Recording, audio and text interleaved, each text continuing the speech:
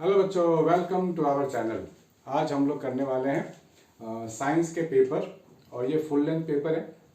इसमें कुछ इंपॉर्टेंट चीज़ें हैं जो आपको सीखने को मिलने वाली है। तो बच्चों, इस पेपर को हम लोग पूरा करेंगे और आप लोग जो भी नई बातें आपको लगती है, जो भी नई चीज़ें आपको मिलती है, उसको नोट डाउन कर लो। और आपको पहले से कोई चीज़ें पता है तो ऑब्वियस सी बात है आपका रिवाइज हो जाएगा। तो बच्चों, मिस नहीं करना है, पूरा का पूरा देखना है और नोट डाउन भी करना है। जब भी आपको क्वेश्चन दिखेगा आप पॉज कर लेना और पहले खुद से ट्राई करना। नहीं होता है फिर video on. This is the best way to study. ठीक है बच्चों, तो ये है सैंपल पेपर। इसमें कुछ क्वेश्चन हैं जो हम लोग करने वाले हैं। सेक्शन ए जैसा कि आपको मालूम है, इसमें बहुत सारे एमसीक्यूज होते हैं। तो देखते हैं कैसे कैसे एमसीक्यूज हैं इसमें। Question number 1, which one of the following are exothermic process. Exothermic process, अब हमारे को मालूम है कि एक्सोथर्मिक प्रोसेस क्या होता है। ऐसा रिएक्शन जिसके होने पे हीट बाहर निकले उसको बोलते हैं एक्सोथर्मिक। तो यहाँ पर देख लो, reaction of water with quicklime दिया है, dilution of an acid, evaporation of water, sublimation of camphor. Sublimation of camphor हम लोगों ने देखा है घर में, कपूर जो जलाते हैं ना पूजा के टाइम, उसको तो हम लोग आग देते हैं। ऐसे माचिस जलाई या कुछ आग दिखाया तो जलने लगा, यानी कि हमने हीट दिया। इसको बोलते हैं इंडोथर्मिक रिएक्शन। दूसरा है इवेपोरेशन ऑफ वाटर। वाटर को हीट मिलता है तभी इवेपोरेट होता है, ये भी इंडोथर्मिक है। Dilution of acid, yes, acid को आप डाइल्यूट करोगे ना, वाटर डालोगे ना, तब हीट बाहर निकलता है। ठीक है, this is exothermic. This is exothermic. ये ऑप्शन 2 कहाँ है? ऑप्शन ए में भी ऑप्शन 2 है, ऑप्शन बी में भी 2 है। ठीक है ना, लेकिन ये दोनों थे इंडोथर्मिक, यानी कि ऑप्शन 2 और 3 तो पॉसिबल नहीं है इसमें, तो ऑप्शन 2 कहीं है भी नहीं। तो ये दोनों तो ऐसे ही रूल आउट हो गए। ठीक है ना, ये बचा तो ये भी रूल आउट, ऑटोमेटिक एक ही आंसर बचा। ठीक है ना, आपको क्विकलाइम के बारे में नहीं भी मालूम है पहले से तो कोई बात नहीं, एक ऑप्शन 1 ही आपके पास ऑप्शन बचता है, बाकी ऑटोमेटिक रूल आउट हो गए। तो इस तरह से हम लोग रूल आउट वाली चीज़ों पे भी ध्यान दें तो आसानी से आंसर दे सकते हैं। बहुत सारे बच्चे दुखी हो जाएंगे, अरे यार मेरे को तो क्विकलाइम नहीं पता है, वो ऑप्शंस पे काम नहीं करते। तो ऑप्शंस को अगर आप ध्यान से देखो, उस पर काम करो तो आपको ऑटोमेटिक आंसर निकल के आ जाता है। थोड़ा सा बस नॉलेज चाहिए। Which of the following does not belong to the same homologous series. जो सेम होमोलोगस सीरीज को बिलोंग करेंगे उसका फॉर्मूला भी तो सेम होगा ना। ठीक है ना, तो फॉर्मूला पे आप ध्यान देना है। CH4 पे क्या लिखते हैं? अल्केन को बिलोंग करता है ना। अल्केन क्या होता है? CnH2n+2, this is alkane. ये क्या है? C2H6, क्या C2H6 इस फॉर्मूले में बिलोंग करता है? n की वैल्यू ऑफ 2 डाल के देखो तो 6 मिल जाएगा। तो यस, ये भी बिलोंग करता है CnH2n+2। C3H8, यानी कि ये CH8 है, मतलब 3 × 2 + 2, यानी कि CnH2n+2, ये हो गया। C4H8, ये CnH2n वाला फॉर्मूला है ना, ट्वाइस हो गया, carbon 4 hydrogen 8 twice. Does not belong to the homologous series, ये तीनों तो एक ही फॉर्मूले हो गए, ये तीनों एक ही फॉर्मूले हो गए, यानी कि they belong to the same homologous series. ये अलग हो गया, यही तो पूछा गया है, डज नॉट बिलोंग, यही हमारा आंसर है। ठीक है, कभी कभी एग्जाम में गड़बड़ी हो जाती है, बच्चे लोग ऑप्शन पढ़ते नहीं है, घबराए हुए रहते हैं, नर्वस रहते हैं और रॉन्ग टिक करके आ जाते हैं। सो कूल ब्रीथ लो और अपने आप में कॉन्फिडेंस रखो कि आप अच्छे हो, आपने अच्छी पढ़ाई करी है। थर्ड क्वेश्चन है, identify gas A in the following experiment. ये डायग्राम आपको एनसीईआरटी में भी मिल जाएगा बच्चों, वहीं से लिया गया है सैंपल पेपर के लिए।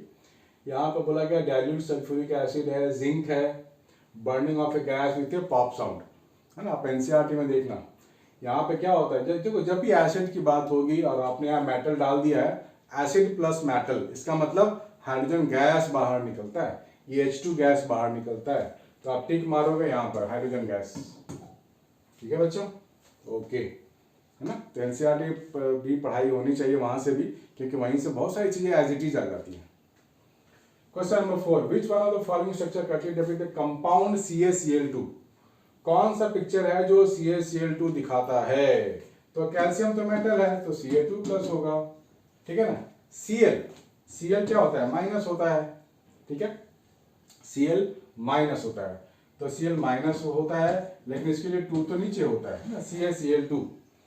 तो आप पहले भी चलो स्टार्ट करते हैं, ये 2 माइनस है, 2 माइनस ऊपर में 2 माइनस नहीं चलेगा, ठीक है ना, ऊपर में 2 माइनस नहीं चलेगा। Cl है ना, सिंगल माइनस होता है, नीचे 2 होता है, ठीक है ना। अगर ऊपर में 2 माइनस हो जाए तो बात गड़बड़ हो जाएगा ना। अगर मैं Cl2 प्लस ऐसे लिखूं और Cl2 माइनस ऐसे लिखूं तो ये क्या बनेगा, ये तो CaCl बन गया। CaCl2 कभी बनेगा क्या, कभी नहीं बनेगा, ठीक है। ये गलत हो गया, पहला ऑप्शन तो गलत हो गया। CaCl नीचे 2 है, लेकिन यहाँ पे कोई चार्ज नहीं है, जीरो है, ये न्यूट्रल है, तो ये भी ऑप्शन नहीं होगा। Cl is not neutral, Cl क्या होता है, -1 होता है, यहाँ भी Cl न्यूट्रल है, ये भी नहीं चलेगा। तो ऑप्शन डी एक ही बचा, या माइनस में ऊपर में है, 2 नीचे। Yes, this is the correct answer, ठीक है ना, -1 ऊपर 2 नीचे, this is the correct answer, ठीक है। दूसरा करते हैं, in which of the following setups would the bulb glow. ध्यान से देखो बच्चों, बल्ब ग्लो किसमें करेगा, पहले ध्यान से क्वेश्चंस को पढ़ो एक बार। 4 फिगर दिए गए हैं आपको, 6 volt battery, bulb, switch, beaker, nail, dilute, HCl, rubber cork, ठीक है ना। एसिड है इसमें, शुगर सॉल्यूशन है, शुगर सॉल्यूशन में कोई आयंस नहीं होते। अल्कोहल इन वाटर, इसमें भी कोई आयंस नहीं होते। लाइम वाटर बेसिक, इसमें आयंस होते हैं। लाइम वाटर, जो आपको नया, मैं पहले बोला था, जो आपको नया चीज लगेगा ना, जो आपको लगा अरे यार ये तो पहले कोई देखा नहीं था, सुना नहीं था, उसको आप अलग से लिख लो हाईलाइट करके, ताकि नई नई चीजें आप सीखो। लाइम वाटर में बेसिक सॉल्यूशन होता है लाइम वाटर, उसमें यहाँ पे आयंस होते हैं। एसिड है तो वहां भी आयंस होंगे, यानी कि जहां भी आयंस होंगे वहां पर इलेक्ट्रिसिटी कंडक्ट होगा एंड बल्ब विल ग्लो। तो आपके लिए आंसर हो गया ऑप्शन 1 और ऑप्शन 4। तो 1 और 4 का कॉम्बिनेशन ऑप्शन बी है, ये आपके लिए आंसर हो गया, ठीक है बच्चों। तो इसको नोट करो, फिर आगे करते हैं, ठीक है बच्चों, इजी है, थोड़ा सा आगे बढ़ते हैं। तो क्वेश्चन नंबर 6 ध्यान से पढ़ना है ना, क्वेश्चन नंबर 6 को आप ध्यान से पढ़ो बच्चों।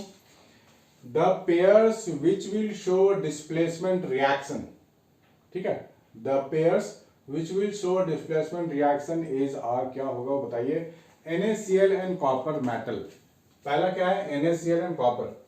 तो बेटा यहाँ पे क्या है कि NaCl में सोडियम आपके पास मेटल है, और कह रहा है कि कॉपर में रिएक्शन करवाएंगे तो डिस्प्लेसमेंट होगा क्या। डिस्प्लेसमेंट तभी होता है ना जब हाईली रिएक्टिव मेटल दूसरे को हटा दे, डिस्प्लेस कर दे, ठीक है ना। तो हम लोग क्या लिखेंगे यहाँ पर, NaCl प्लस कॉपर। लेकिन अगर आप रिएक्टिविटी सीरीज देखो तो सोडियम इज मोर रिएक्टिव, यानी कि कॉपर इसको डिस्प्लेस नहीं कर सकता, कॉपर कम रिएक्टिव होता है एज कंपेयर टू सोडियम, ये रिएक्शन होगा ही नहीं, ठीक है ना। दूसरा क्या है, AgNO3 प्लस कॉपर।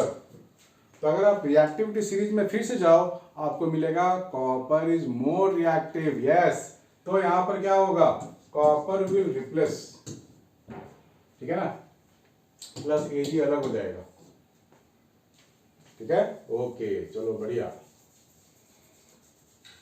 हाँ, उसके बाद है aluminium sulphate and magnesium metal.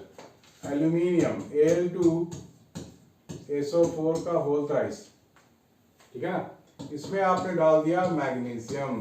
तो आप फिर से रिएक्टिविटी सीरीज में जाओ, आपको मिलेगा मैग्नीशियम इज मोर रिएक्टिव। तो ये दोनों रिएक्ट कर जाएंगे, ये बन जाएगा MgSO4 और एल्यूमिनियम हो जाएगा अलग, ठीक है ना। ये दोनों तो रिएक्ट कर गए। जिंक और आयरन, जिंक और iron, no, zinc is more reactive than iron, iron can not replace zinc, यानी कि 2 और 3 वाला जो है वो सही है, डिस्प्लेसमेंट रिएक्शन होगा। तो ऑप्शन बी आपके लिए आंसर हो गया, है ना बच्चों, इजी लग रहा है तो पेपर। चलो कोई बात नहीं, आपको सीखना है, आप नई नई चीजें आपको मिल रही है, आपको नोट डाउन करते जाओ, बिंदास लिखते जाओ। Match the following and choose the correct. हाँ बच्चों, 6 क्वेश्चन तक तो हम लोगों ने कर लिया है, अभी आगे बढ़ते हैं और 7th क्वेश्चन को ट्राई करते हैं। 7th क्वेश्चन आपके सामने है, आप पहले खुद से ट्राई करके देखो, पूरा स्क्रीनशॉट ले लो और खुद से ट्राई करो कि क्या कर पाते हो। नहीं कर पाते हो तो वीडियो तो आपके लिए मैं बना ही रहा हूँ, कर पाते हो तो बहुत अच्छी बात है, वीडियो ऑन करके आप वेरीफाई कर लो कि हाँ सही है कि नहीं, ठीक है ना, सही तरीका है। चलो देखते हैं। देखो ये काम अगर आप सुबह से रात तक करते हो तो बहुत सारी चीज सीखोगे और फटाफट सीखोगे, क्वेश्चंस करने की प्रैक्टिस भी हो जाएगी आपकी। तो क्वेश्चन नंबर 7 करते हैं। प्रोपेनॉन टेबल मैच करना है। यहाँ पर ये जो है कॉलम बी है, इसमें फंक्शनल ग्रुप के बारे में लिखा हुआ है, कार्बन ऑक्सीजन हाइड्रोजन के टर्म्स में, और यहाँ पर आपको लैंग्वेज के टर्म में लिखा हुआ है। तो पहला है प्रोपेनॉन। प्रोपेनॉन मीन्स कीटोन है ये। तो कीटोन का ग्रुप कैसा होता है, इसी को बोलते हैं ना कीटोनिक ग्रुप, यानी कि CO ऐसे। तो CO ग्रुप कौन सा है, ये हो गया। तो फर्स्ट के लिए थर्ड हो गया। फर्स्ट के लिए थर्ड कौन सा है, B और C ऑप्शन है ना। तो ये ऑप्शन रूल आउट हो गया, A और D रूल आउट हो गया, ठीक है। दूसरा है प्रोपेनल। प्रोपेनल अल लगा हुआ है ना, AL। तो AL जो लास्ट में हो इसका मतलब अल्डिहाइड है वो, अल्डिहाइड है वो, ये CHO, ठीक है ना।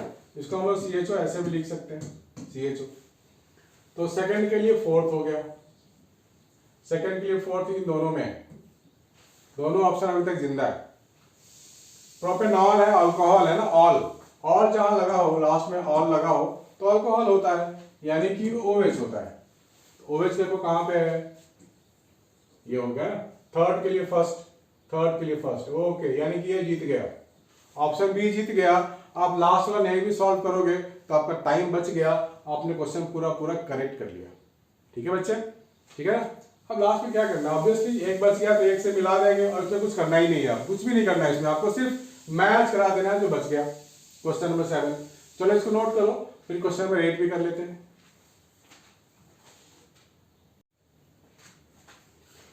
तो हम लोग यहाँ आ गए हैं, क्वेश्चन नंबर 7 तक कर लिया हम लोगों ने। 8, 9, 10, 11, 12 बायो के लिए था। तो हम लोगों ने बायो वाला, मुझे खुद नहीं आता, आपको क्या बताऊंगा, बायो वाला खुद से कर सकते हो, या फिर आप जहाँ पर स्कूल जाते हो, कोचिंग जाते हो, वहाँ कर सकते हो। तो ये हम लोग कर रहे हैं क्वेश्चन नंबर 13। यहाँ बोला गया है, तो काफी इजी क्वेश्चन दिया गया ये। Ray enters from medium A to medium B। Medium A में रे इंटर किया, मीडियम B में जा रहा है, shown in the figure the refractive index of material B relative to A will be, क्या होगा ये आपको बताना है। Refractive index of material B, यानी कि आपको बताना है ये refractive index of B upon refractive index of A क्या होगा।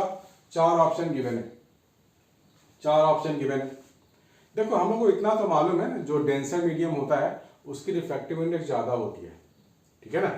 अब रे को देखो कैसा जा रहा है, रे ऐसे गया और फिर ये बेंड कर गया नॉर्मल की तरफ। दिस इज योर नॉर्मल, ये आपका नॉर्मल है ना। तो रे कैसे नॉर्मल की ओर बेंड हुआ है, इसका मतलब क्या हो गया कि ये रेयरर मीडियम है, डेंसर मीडियम है, ठीक है ना। तो डेंसर अपॉन रेयरर का जो रिफ्रैक्टिव इंडेक्स का रेशियो होगा वो तो 1 से ज्यादा होगा, ठीक है ना, 1 से ज्यादा होगा। तो क्या लिखेंगे, ग्रेटर देन यूनिटी। बहुत इजी है, 1 नंबर का क्वेश्चन है। Match of the following can make, which of the following can make a parallel beam of light when light from A point source is incident on it, ठीक है। विच of the following can make a parallel beam of light when light from point source is incident on it. 4 option आपको दिए गए हैं। कौन सा रे है जो पैरेलल बनाएगा, कॉनकेव वाला या कॉन्वेक्स वाला, ये आपको गिवन है। कॉनकेव और कॉनकेव मिरर भी है, यहाँ सारे मिरर्स की बात हो रही, सॉरी लेंस की बात नहीं हो रही है, मिरर की बात हो रही। तो हम मिरर की बात कर लेते हैं। कॉनकेव मिरर कैसा होता है, कॉनकेव मिरर कैसा होता है, ऐसा होता है कॉनकेव मिरर। कॉन्वेक्स मिरर कैसा होता है, ये होता है कॉन्वेक्स मिरर, ठीक है ना। Which of the following can make a parallel beam of light when light from a point source is incident on it? Point source of light है, अगर इससे इंसिडेंट होगा तो ये तो रिफ्लेक्ट कर जाएगा, पैरेलल बीम कैसे आएगा, ये तो रिफ्लेक्ट करने वाला है। तो यहाँ पर आपके पास 4 ऑप्शन है कॉन्वेक्स मिरर के लिए, ठीक है। पॉइंट सोर्स ऑफ लाइट कहाँ रखा है वो भी एक बात है। पॉइंट सोर्स ऑफ लाइट अगर यहाँ रखा है तो रे अगर ऐसे जाएगा तो यहाँ पर फिर ये रिफ्लेक्ट कर जाएगा ऐसे, ठीक है ना। तो पैरेलल होने के लिए, रे को पैरेलल होने के लिए क्या होता है, फोकस पे लाइट होनी चाहिए, फोकस पे। अगर मान लो ये फोकस है, इसको मैं अलग से दिखाता हूँ, ये फोकस है, ठीक है ना, फोकस। तो रे ऑफ लाइट आप ऐसे दिखाओगे, ऐसे स्ट्राइक किया और ये बिकम्स पैरेलल हो गया, ऐसा हो गया, ठीक है ना। रे ऐसे गया तो ये ऐसे हो गया, ठीक। पैरेलल कब होता है? जब फोकस पे हो, और कोई तरीका तो नहीं है, ठीक है। रे ऐसे गया पैरेलल, ऐसे गया ऐसे पैरेलल, ये रेज पैरेलल हो गए। कब? जब फोकस पे ऑब्जेक्ट होगा तभी होगा ना, और अदरवाइज पॉसिबल नहीं है। तो ये कॉनकेव मिरर के लिए पॉसिबल है। तो आप क्या लिखोगे? कॉनकेव मिरर आपको मिल गया। कॉन्वेक्स के लिए होगा नहीं, आप देख लेते हैं कॉन्वेक्स के लिए होगा कि नहीं। कॉन्वेक्स में क्या होता है? ये शाइनिंग सरफेस है, इस साइड है आपका शाइनिंग सरफेस, यहां पे आप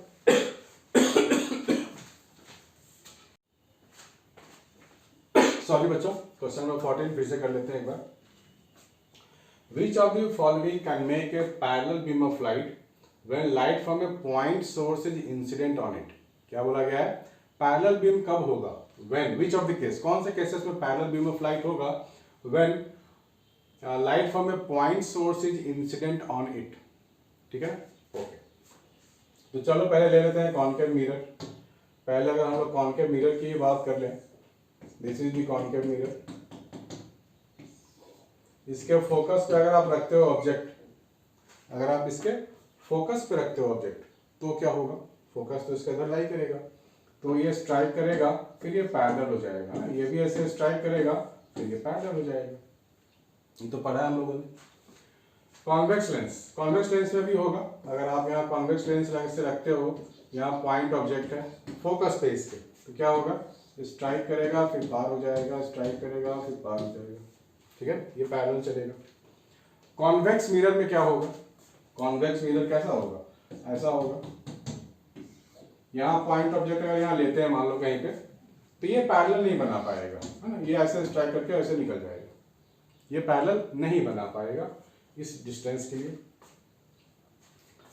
ठीक है। फोकल लेंथ जितना ही आप इधर अगर लोगे तो पैरेलल नहीं बना पाएगा। और क्या क्या ऑप्शन है? टू प्लेन मिरर्स, नहीं, टू प्लेन मिरर्स भी पैरेलल रे नहीं बना पाएंगे, ठीक है। एक रे अगर ऐसे आता है, पॉइंट ऑब्जेक्ट है, तो ये रे फिर ऐसे स्ट्राइक करेगा, फिर यहां से स्ट्राइक करेगा, फिर ऐसे जाएगा, ठीक है। तो इसमें एंगल की सेटिंग आपको चाहिए, हर एक एंगल पे नहीं बनने वाला। इसमें क्या है? फोकस पे रख दो, बन जाएगा, कोई सेटिंग की जरूरत नहीं है। इसमें फोकस पे रखो, बन जाएगा, कोई सेटिंग की जरूरत नहीं है। इसमें फोकस पे ऐसे फोकल लेंथ का फोकस इसका इधर लाई करता है, तो ये वाला पैरेलल रे आपको नहीं देने वाला। इसमें बहुत ही सेटिंग की जरूरत है, हो सकता है वो नहीं बना पाए वो setting. Concave mirror as well as concave lens, concave lens में भी पॉसिबल नहीं है पैरेलल आपको पॉइंट वाला जो है ना पैरेलल नहीं देगा। तो आपके बेस्ट पॉसिबल आंसर कौन सा है? ये वाला है, ठीक है, समझ आए। क्वेश्चन नंबर 15 कर लेते हैं। क्वेश्चन नंबर 15 कर लेते हैं। The focal length of eye lens increases when eye muscles, human eye तो पढ़ना ही है, चैप्टर में है, तो इससे रिलेटेड क्वेश्चन है। Focal length of the eye lens increases when eye muscles are relax and lens becomes thinner, contract and lens becomes thicker, relax and lens becomes thicker, contract and lens becomes thinner. कौन सा option होगा? देखो, अगर मैं कोई मोटा lens अगर लेता हूं, ये मोटा लेंस ले लिया या फिर ये थिन लेंस हो गया, ठीक है। लेंस अगर थिन है तो लंबा होगा, मोटा है तो छोटा हो जाएगा, ठीक है ना। मोटा है तो छोटा हो जाएगा। जब थिन होगा तो लगभग फ्लैट सरफेस को अप्रोच करेगा। ये ज्यादा फ्लैट है ना एज कंपेयर टू दिस, तो जो ज्यादा फ्लैट होगा उसका सर्कल तो बड़ा बनेगा, यानी कि उसका जो रेडियस होगा वो ज्यादा बड़ा होगा, यानी कि फोकल लेंथ उसका ज्यादा बड़ा होगा। आप खुद सोचो ना, अगर ये छोटा हो गया तो सर्कल तो इसका इतना ही बनेगा, लेकिन फ्लैट हो गया तो इसका सर्कल कैसा बनेगा? बहुत बड़ा बनने वाला है, यानी कि रेडियस ऑफ द लेंस बहुत ज्यादा होगा, तो फोकल लेंथ भी ज्यादा होगा। यानी कि आपका ऑप्शन जो है वो पहला वाला है। आपका ऑप्शन कैसा है? पहला वाला है। क्या? Relax and lens becomes thinner. जब आई रिलैक्स हो तो लेंस थिन होता है, उसका फोकल लेंथ हमेशा ज्यादा होता है, ठीक है बच्चों। ये सब पॉइंट्स आपको नोट करने ही करने हैं, नहीं तो गड़बड़ हो जाएगा। चलो इसको आगे करते हैं क्वेश्चन नंबर, इसको नोट करो जल्दी जल्दी। ये क्वेश्चन है बच्चों असर्शन एंड रीजन का, जिसमें बहुत ज्यादा बच्चे फंसते हैं। मतलब जो बच्चे टॉपर भी है वो कभी कभी इसमें फंस जाते हैं, तो इसको ना ध्यान से पढ़ के ध्यान से समझने की जरूरत है, ठीक है। तो इसको पहले ध्यान से पढ़ो, एक बार पढ़ के देखो, देखो क्या क्वेश्चन समझ में आता है आपको, ठीक है ना, क्या समझ में आता है क्वेश्चन। चलो कोशिश करते हैं। असर्शन रीजन, असर्शन में क्या है, in a homologous series of alcohols the formula for the second member alcohol ये है, and the third member is C3H7OH। क्या बात सही है ना, बात सही है। C2H5OL को इथेनॉल बोलते हैं, या फिर C3H7 को क्या बोलेंगे, प्रोपेनॉल बोलेंगे। चलो अच्छी बात है, होमोलोगस सीरीज तो है, second and third member, statement सही है ना, ये वाला सही है। और the difference between the molecular masses of the two consecutive members of the homologous series is 144। क्या ये सही है, क्या ये सही है, बोलो। नहीं, किसी भी होमोलोगस सीरीज में आप डिफरेंस देखो कितने का है, यहाँ डिफरेंस चेक कर लो, CH2 का जो डिफरेंस होता है ना तो फिक्स है। होमोलोगस सीरीज का हम लोगों ने पढ़ा है ना डेफिनेशन, कि दो कॉन्जिक्यूटिव मेंबर का जो डिफरेंस है वो CH2 का डिफरेंस होता है, CH2। तो इसका मास कितना होता है, कार्बन का 12 होता है, हाइड्रोजन का +2 होता है, तो ये 14 हो जाएगा ना, 14 का डिफरेंस है, 144 कहाँ। यानी कि स्टेटमेंट ए सही है but statement R is false. तो हम लोग मारेंगे ऑप्शन सी, थर्ड ऑप्शन ये वाला है, A is true but R is false, statement ही फॉल्स है ना, ये रीजन ही फॉल्स है। चलो ये बायो का है आप करोगे, ये बायो का आप करोगे। 20th वाला, magnetic field lines never intersect. बात तो सही है, दो मैग्नेटिक फील्ड लाइन कभी भी इंटरसेक्ट नहीं करते, not possible. At a particular point magnetic field line has only one direction. ठीक है, बात सही है। देखो जहां पे इंटरसेक्ट करते हैं ना, देखो इस पॉइंट पे इंटरसेक्ट कर रहे हैं, इसका क्या मतलब है, इसका मतलब है एक डायरेक्शन मैग्नेटिक फील्ड का उधर बन रहा है, एक डायरेक्शन मैग्नेटिक फील्ड का इधर बन रहा है। टैंजेंट ड्रॉ करना पड़ता है ना, किसी पर्टिकुलर पॉइंट पे अगर आपको मैग्नेटिक फील्ड चाहिए तो you need to draw a tangent. बात समझ में आ रही है, किसी एक पॉइंट पे लिख लो कहीं पे, किसी एक पॉइंट पे मैग्नेटिक फील्ड चाहिए तो आपको टैंजेंट ड्रॉ करनी पड़ती है। तो इस ग्राफ के लिए टैंजेंट एक इधर जाएगा और इसके लिए टैंजेंट एक इधर जाएगा, यानी कि दो टैंजेंट, यानी कि एक ही पॉइंट पे दो मैग्नेटिक फील्ड पॉसिबल नहीं है। दोनों और मैग्नेटिक फील्ड कैसे हो सकता है एक ही पॉइंट पे, ये तो भूत थोड़ी है। भूत हो सकता है साइमल्टेनियसली दो जगहों पे एक साथ जा सकता है, ट्रैवल कर सकता है, but magnetic field is not a भूत, वो कांट ट्रांसफर इटसेल्फ। ठीक है, तो हम लोग ये बोल सकते हैं कि magnetic field lines never intersect, at a particular point magnetic field line is only one direction. यानी कि आप ये बोल सकते हो ऑप्शन ए इसका आंसर है। ठीक है ना, option A is the correct answer. भूत थोड़ी दो जगह रहेगा।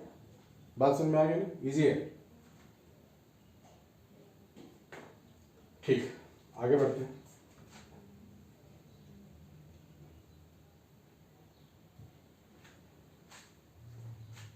एक और क्वेश्चन करते हैं, इसको नोट कर लो। ये देखो, स्टडी द गिवन डायग्राम। देखो डायग्राम को ध्यान से देखो, एक सर्किट दिया गया आपको, करंट फ्लो कर रहा है और एक मैग्नेटिक निडल है, south pole north pole magnetic needle है। When a small magnetic needle is placed below a horizontal conductor carrying a strong current from west to east, west to east मतलब इधर west है इधर east है। इस north pole will point in the direction of, चार option है। देखो current ऐसे जा रहा है, प्लेस्ड बिलो, इस वर्ड पे ध्यान देना है आपको। बहुत सारे बच्चे ना क्वेश्चन ही ठीक से नहीं पढ़ते हैं, 99% गलतियां वही हो जाती हैं, क्वेश्चन का ठीक से नहीं पढ़ना। ये वायर है AB, इसके नीचे रखा गया है मैग्नेटिक निडल। ये बोला गया है कि वेस्ट से ईस्ट की ओर जा रहा है। जब वेस्ट इधर हो ईस्ट इधर हो तो नॉर्थ इधर हो जाएगा, साउथ इधर हो जाएगा ना, नॉर्थ साउथ का ये वाला लाइन हो गया भाई। जब ईस्ट वेस्ट इधर और ईस्ट इधर तो नॉर्थ साउथ ये लाइन में हो गया ना, सीधी सी बात है। इसके नीचे है मैग्नेटिक निडल। अब आप ध्यान से देखो, करंट अगर ऐसे जाएगा तो आप इसको 4 फिंगर ऐसे पकड़ोगे, thumb should be along current, तो 4 फिंगर कैसे जा रहा है, ऐसे जा रहा है 4 फिंगर ऐसे। ठीक है ना, ऐसे ऐसे कर्ल हो रहा है मैग्नेटिक फील्ड, आपको नीचे चाहिए तो नीचे में तो टैंजेंट ड्रॉ करोगे, टैंजेंट इधर जाएगा, टैंजेंट इधर जाएगा नॉर्थ साउथ। तो ये जो मैग्नेट ऐसे रखा हुआ है ये भी अपने आप को अलाइन कर लेगा ऐसे नॉर्थ साउथ, सीधी सी बात है। तो north south is the option,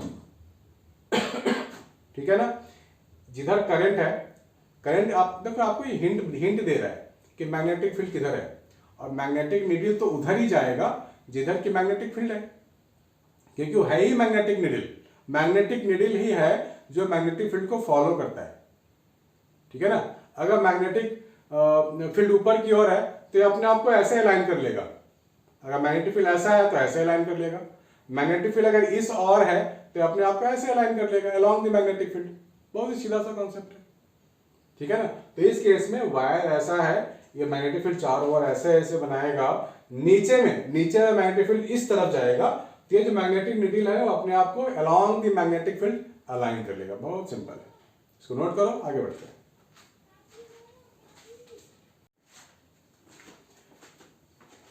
हाँ बच्चों, ये क्वेश्चन करते हैं। क्वेश्चन नंबर 25 आ गए हैं, ये हम लोग सैंपल पेपर कर रहे हैं, जल्दी से फिनिश भी कर देंगे।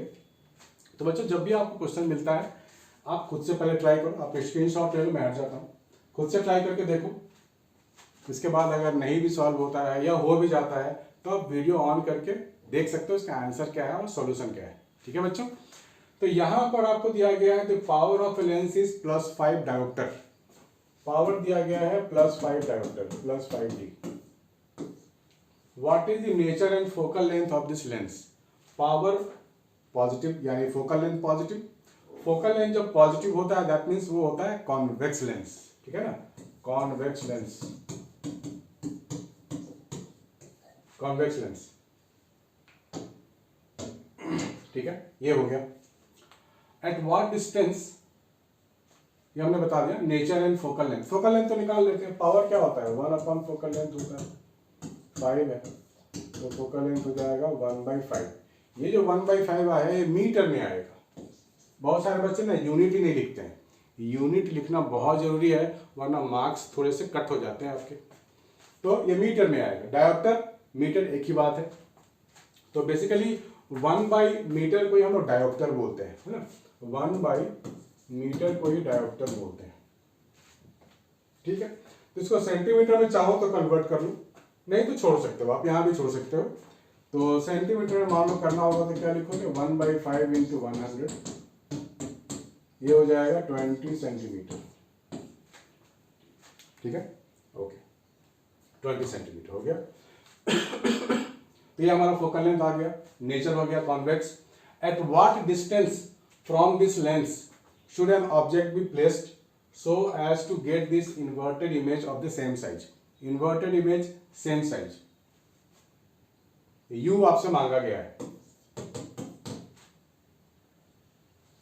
so to get inverted image of the same size, size यानी कि हाइट सेम होनी चाहिए, यानी कि मैग्निफिकेशन 1 होनी चाहिए, ठीक है ना। कॉन्वेक्स लेंस है तो इन्वर्टेड बनेगा, तो आप -1 लेके चलो, इन्वर्टेड बनता है ना कॉन्वेक्स लेंस में, दूसरी साइड बनेगा तो -1 लेना पड़ेगा आपको। यानी कि -1 में लिखूंगा v/u या फिर height of image upon height of object, ठीक है ना।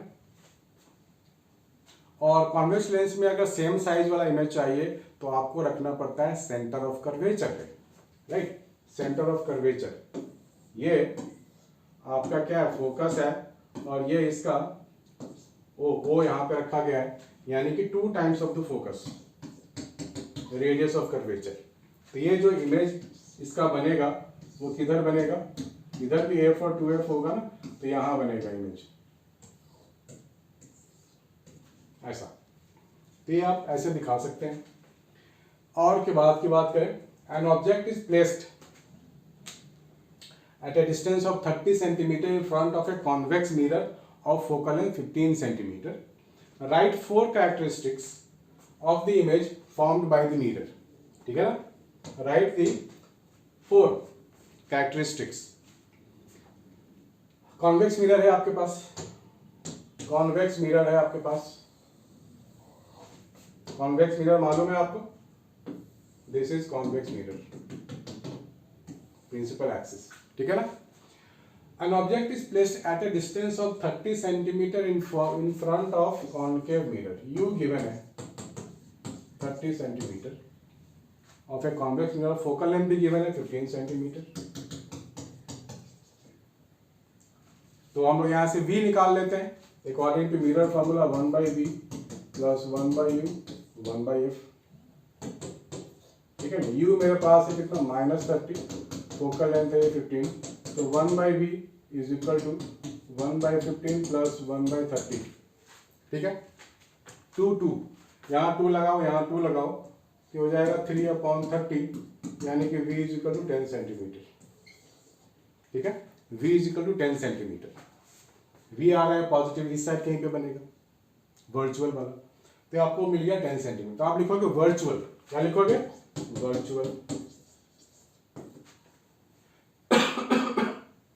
ठीक है. और इसका मैग्निफिकेशन आप निकालो तो आप कमेंट कर पाओगे.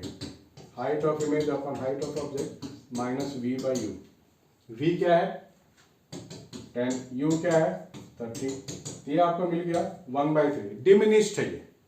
ठीक है ना. डिमिनिश्ड है, वर्चुअल है, डिमिनिश्ड है और इरेक्ट है. ठीक है ना. हाइट क्या है पॉजिटिव. पॉजिटिव मतलब इरेक्ट है, सीधा बनेगा. ये सीधा बनेगा यहाँ कहीं ऐसा. ठीक है. सारी प्रॉपर्टी आपकी हो गई. तो इस तरह से आप आंसर दे सकते हो. बच्चों के ऊपर. हाँ बच्चे.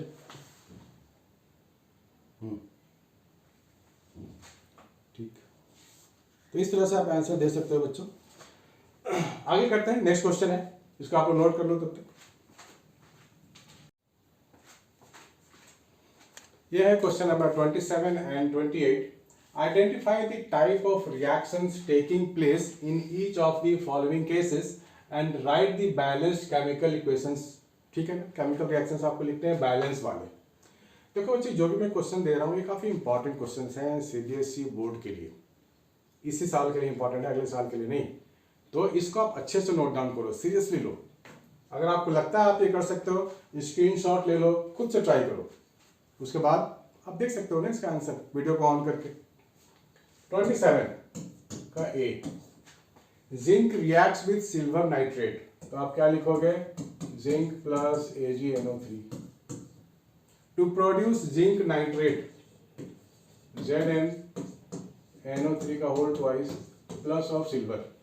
ठीक. NO3 पे चार्ज -1 होता है, Zn +2 होता है, इसलिए ट्वाइस लगाना पड़ा.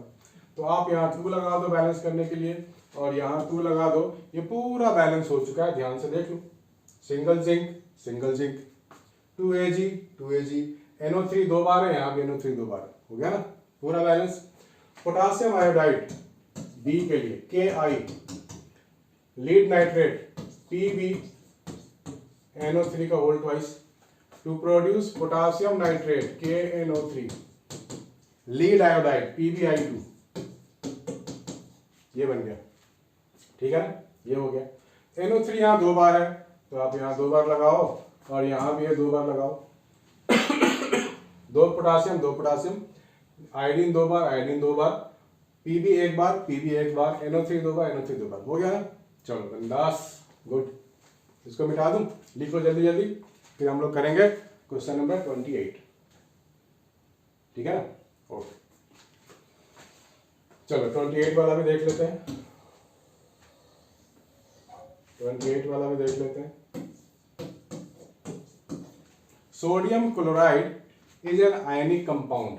Sodium chloride is an ionic compound which does not conduct electricity in solid state.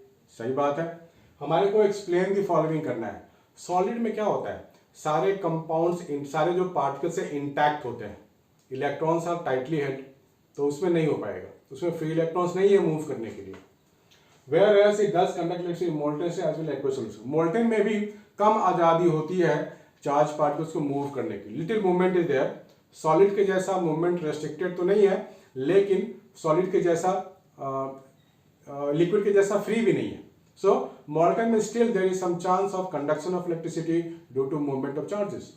In aqueous solutions, ions are almost free to move. Therefore, in aqueous solution, there is a fast movement of ions, hence electricity observed in aqueous solution.